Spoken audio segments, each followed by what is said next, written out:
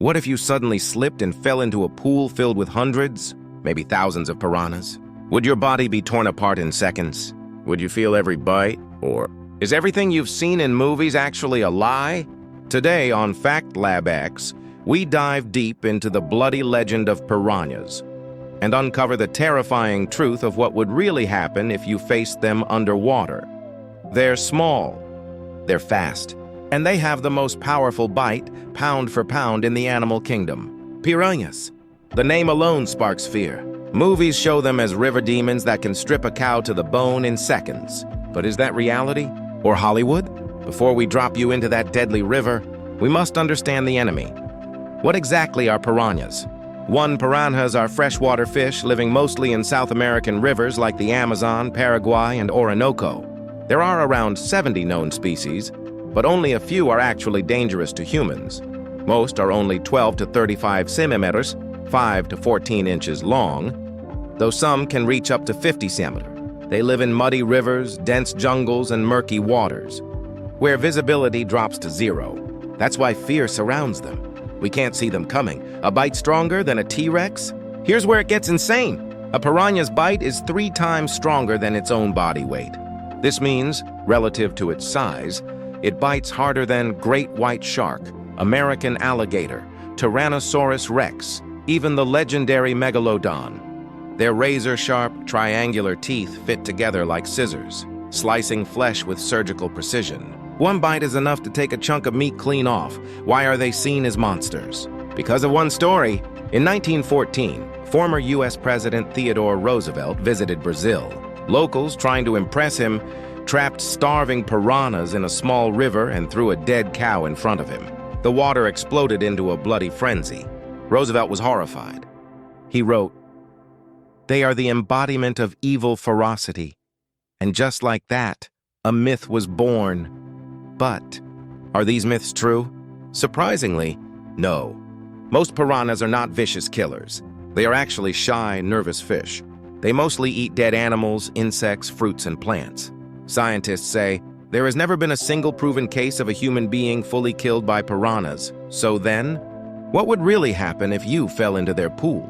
You fall into piranha-infested water. Let's imagine this. You are standing on a wooden boat in the Amazon. Your foot slips, splash, you're underwater. It's dark, it's warm. You can't see the bottom. Around you, 400 piranhas. Watching, waiting. They don't attack. Yes, you heard right. Piranhas don't immediately bite. They are cautious. They swim in circles, sensing vibrations, movement, and especially blood. If you're completely unharmed, no bleeding, most will stay away. But what if you're bleeding? Now the story changes. Even a small cut releases chemicals into the water that piranhas can detect from hundreds of meters away. Their eyes widen. Their movement becomes rapid. You feel a sharp pinch on your leg, then another and another. It doesn't feel like being eaten alive. It feels like needles, fast, repetitive, burning. You move your legs frantically to swim back to the surface. But that's the worst thing you could do. The more you splash, the more vibrations you create. And in piranha language, vibrations mean wounded animal. Free food! A few brave piranhas strike first.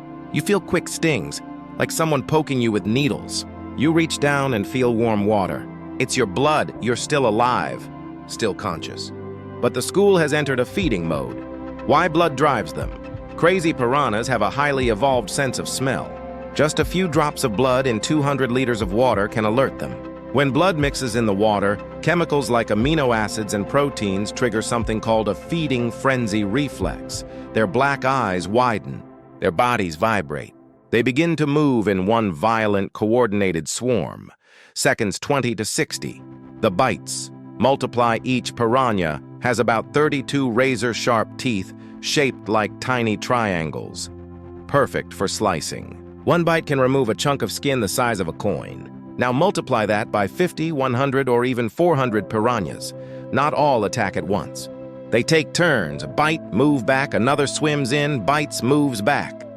It's fast, cold, and mechanical, like a chainsaw made of living creatures. Your body enters shock. Breathing becomes harder. Even if you try to scream underwater, no sound escapes. Would you feel pain? Yes, but only at first. Once blood loss increases, your brain releases endorphins, your natural painkillers. After 30-40 seconds, you feel less pain, but more weakness. Your muscles stop responding. Your heartbeat slows. The 1-minute mark. Could you survive?